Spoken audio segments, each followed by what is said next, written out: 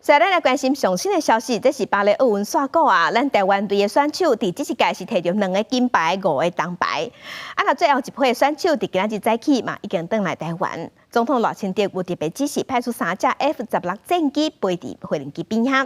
飞行机顶有无姓旧的金牌林晓婷，和铜牌的吴思怡和陈念琴，也有招标杨俊翰和倒球的选手郑怡晶在人。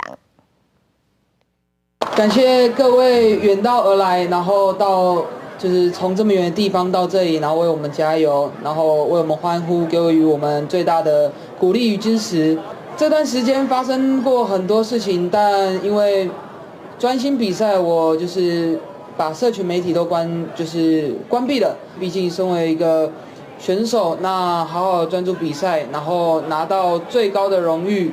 展现出我们台湾最强大的力量与精神，是我想要做到的一件事情。谢谢大家在这次比赛当中，那么支持我们台湾的选手，不管是哪一个项目。那这一次的比赛的荣耀就是归给上主，他带领我们所有中华队的选手，能够尽情的去享受2024巴黎奥运的这个舞台。这一次巴黎奥运是我第一次能够去参加开幕式跟闭幕式，我觉得。经验非常的特别，我对自己的期待是希望下一次还能够继续战奥运，然后站上颁奖台。谢谢。巴黎奥运，咱台湾队的选手林晓婷、吴思怡和陈念琴这人，因伫今仔日早起7点10分的时，已经坐飞行机返来咱的桃园机场。